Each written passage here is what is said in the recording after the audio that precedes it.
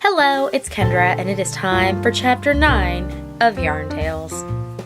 Today, I'm still a little under the weather, so my voice is a little but it doesn't mean that I can't crochet, or read, or in this case, talk about things that I've read, and then crochet about them.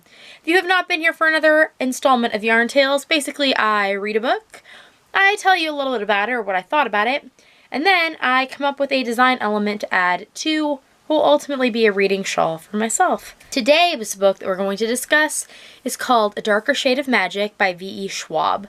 I read it as part of the Spookathon readathon that I used as inspiration for what I should read next. So I chose this book in particular for the readathon because I thought that there was orange on the cover.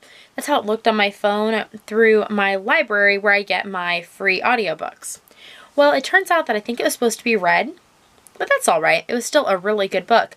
And I also had originally thought it was going to be more of a juvenile or YA sort of thing. Clearly adult, which actually I preferred. I just did not know that's what I was getting into. Also notable, the author V.E. Schwab also writes children's and young adult literature under the name Victoria Schwab. So I think that my library actually might have it mislabeled on their thing. Either way, it was a very, very good book. The premise of the story is about a man named Kells, who is one of the last of like a magical race of people, and then it just kind of tells the story about him and what goes on in his going between these four magical or not magical, these four kind of worlds that are all interconnected and only these magical people can really travel between them easily. So the thing that was most interesting about this book is how little plot there really was, but the world building, was so good.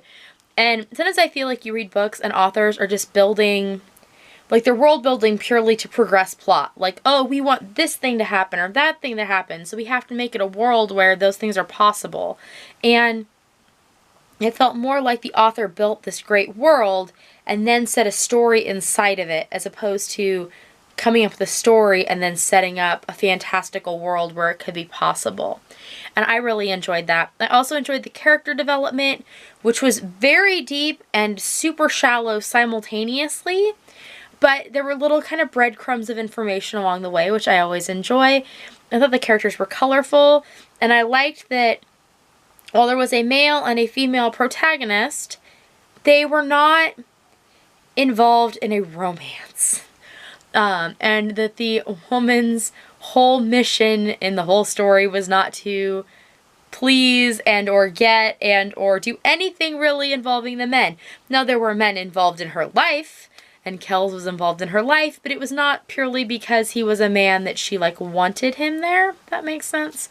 There was also a lot of, other, like, chauvinistic male things and stuff that went on that involved her throughout the story with other characters, and that was interesting and well handled too, I thought. The thing I would like to take away from this book and add to my Yarn Tale shawl is that world building and kind of a building of the four worlds that are discussed in the book.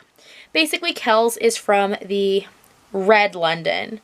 There are four Londons, all places named London, all coincidentally located in the same location.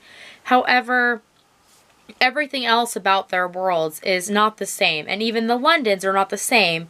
They just happen to have the same name in the same place. And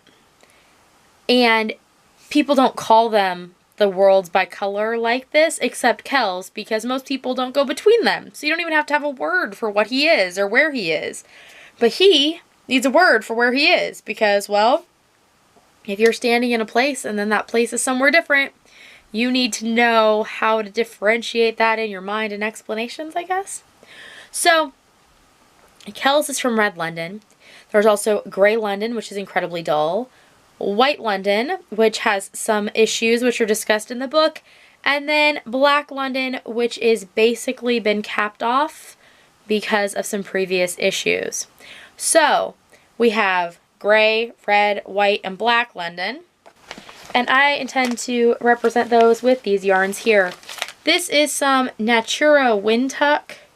I don't know, old yarn. It claimed it was $1.19 when it was purchased, so clearly it's not new. Just an acrylic that I had been yarn fairied. He has some cherry red Super Saver. I have some black, I think this is with love, but I'm actually out of black Super Saver right now. So we're just going to go ahead and use this. And then some white Red Heart Super Saver.